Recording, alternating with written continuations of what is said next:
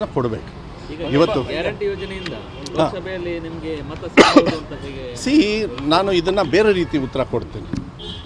ಮುಂಚೆ ನಾವು ಕೊಡ್ತೀವಿ ಅಂತ ಹೇಳಿ ಈ ರಾಜ್ಯದ ಜನರು ಅದನ್ನು ವಿಶ್ವಾಸವಿಟ್ಟು ನಮಗೆ ಅಧಿಕಾರ ಕೊಟ್ಟಿದ್ದಾರೆ. ಅಧಿಕಾರ ಕೊಟ್ಟ ಮೇಲೆ ನಾವು ಗ್ಯಾರಂಟಿನ ಕೊಟ್ವಿ. ಇವ್ರು ಏನಂತ ಮಾಡಿದರು, ಚುನಾವಣೆ ಸಂದರ್ಭದಲ್ಲಿ ಇದೆಲ್ಲ ಬೋಗಸ್ ಕ್ರೆಡಿಟ್ ಕಾರ್ಡ್ ಇದ್ದಂಗೆ ಟೀಕಾ ಟಿಪ್ಪಣಿ ಮಾಡಿದ್ರಲ್ಲ ಇವರೇ BJPಯವರು. ನಳಿನ್ ಕಟೀಲ್ ಅವ್ರು ಎಲ್ಲಿವರೆಗೂ ಹೇಳಿದರು ಅಂತ ಹೇಳಿದರೆ, ನೀವು ಚರಂಡಿ ಕಾಲುವೆ ಅದನ್ನೆಲ್ಲ ನೋಡಬೇಡ್ರಿ, ಹೊಡಿ ಬಡಿ ಕೈಯಲ್ಲಿ ಏನು ತೊಗೊಳ್ತೀರಿ ಅಂತ ಹೇಳಿದರು.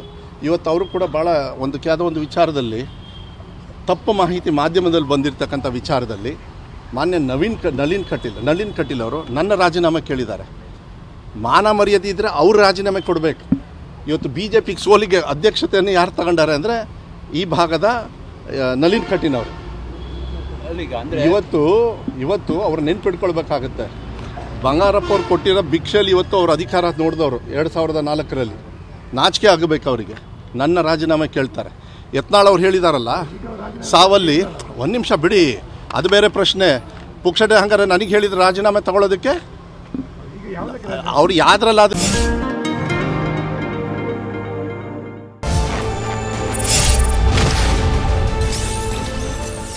ಇರ್ರಿ, ಜನರಿಗೆ ಮಾಹಿತಿ ಹೋಗ್ಬೇಕು ತಾನೇ.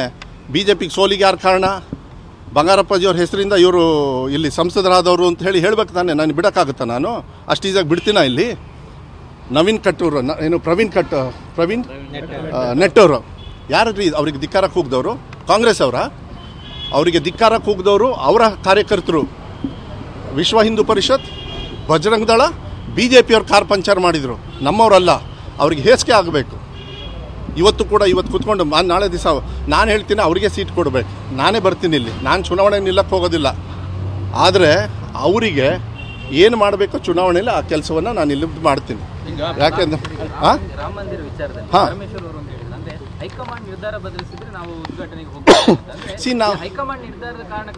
ಯಾಕೆ ತಪ್ಪ ಅಲ್ಲ? ಒಂದು ನಿಮಿಷ ತಪ್ಪ? ಹೈಕಮಾಂಡ್ ನಮಗೆ ಮಾರ್ಗದರ್ಶನ ಕೊಡೋದು ತಪ್ಪ ಅಲ್ಲ? ಅವ್ರು ಹೇಳಿರ್ಬೋದು, ಅವರು ಅದನ್ನೇ ಫಾಲೋ ಮಾಡ್ತಾರೆ, ನಾನು ಅದನ್ನೇ ಫಾಲೋ ಮಾಡ್ತಾರೆ. ನಾಳೆ ದಿವಸ ನಮ್ಮ ಹೈಕಮಾಂಡಿಂದ ನಾನು ಇವತ್ತು ಸಚಿವನಾಗಿದ್ದೀನಿ, ಶಿಕ್ಷಣ ಸಚಿವನಾಗಿದ್ದೀನಿ. ದೇವ್ರ ಸ್ಥಾನದಲ್ಲಿ ಇರ್ತಕ್ಕಂಥ ಮಕ್ಕಳಿಗೆ ಪುಣ್ಯದ ಕೆಲಸವನ್ನು, ವಿದ್ಯಾಭ್ಯಾಸವನ್ನು ಕೊಡೋದ್ರಲ್ಲಿ ಕಷ್ಟದಲ್ಲಿ ಕೊಡ್ತಾ ಇದ್ದೀನಿ ನಾನು. ಯಾಕೆಂದರೆ 76,000 ಶಾಲೆಗಳಿದ್ದಾವೆ. 50,000 ಶಾಲೆಗಳು ಶಿಥಿಲಗೊಂಡಿರ್ತಕ್ಕಂಥದ್ದನ್ನ ಇದೇ ಬಳುವಳಿಯಾಗಿ BJPಯವ್ರು ಕೊಟ್ಟಿರೋದು.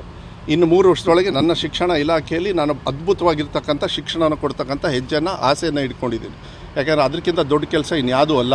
ಮಕ್ಕಳಿಗೆ ನಾವು ದೇವ್ರಿಗೆ ಪೂಜೆ ಮಾಡ್ತೀವೋ ಬಿಡ್ತೀವೋ, ಆದರೆ ಮಕ್ಕಳಿಗೆ ವಿದ್ಯಾಭ್ಯಾಸ ಕೊಡೋದ್ರಲ್ಲಿ ನಾನು ಈ 7-8 ತಿಂಗಳಲ್ಲಿ ಒಂದು ಕಂಡಿದ್ದೀನಿ. ಮಕ್ಕಳಿಗೆ ದೇವ್ರ ಕೆಲಸ ಏನು ಅಂದರೆ ಮಕ್ಕಳಿಗೆ ವಿದ್ಯಾಭ್ಯಾಸ ಕೊಡೋದು, ಅದನ್ನು ನಾವು ಮಾಡ್ತೀವಿ. ಈಗ ರಾಮಂದು ನೋಡಿ, BJPಯವ್ರಿಗೆ ಒಂದು ಕೆಟ್ಟ ಸ್ವಭಾವ ಇದೆ.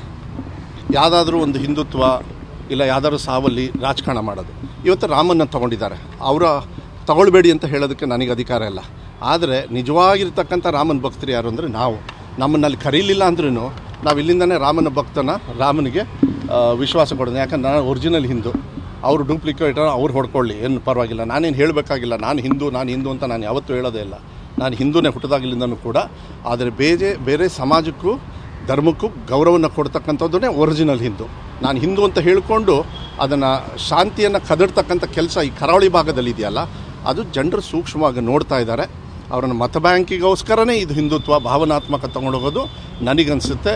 ಈ ಕರ್ನಾಟಕ ರಾಜ್ಯದಲ್ಲಿ ನನಗನ್ಸುತ್ತೆ ಹೋದ ಸತಿ ಚುನಾವಣೆಯಲ್ಲಿ ಇವರು ಅದನ್ನು ತೋರಿಸಿದ್ದಾರೆ, ಜನರು ತೋರಿಸಿದ್ದಾರೆ. ಅಲ್ಲ, ನನಗೆ ಅವಕಾಶ ಸಿಕ್ಕಾಗ ನಾನು ಹೋಗ್ತೀನಿ, ನಾನು ಇಲ್ಲ ಅಂತ ಹೇಳಲ್ಲ. ನಾನು ಎಲ್ಲಿ ಬೇಕಾದ್ರೆ ಹೋಗ್ತೀನಿ. ನಾನು ಹೇಳ್ತೀನಿ ಕೇಳಿ, ಅಯೋಧ್ಯೆಗೂ ಹೋಗ್ತೀನಿ, ಮಸೀದಿಗೂ ಹೋಗ್ತೀನಿ, ನಾನು ಚರ್ಚಿಗೂ ಹೋಗ್ತೀನಿ, ಬುದ್ಧ ಗಯಾ ಇದೆಯಲ್ಲ ಅಲ್ಲಿಗೂ ಹೋಗ್ತೀನಿ.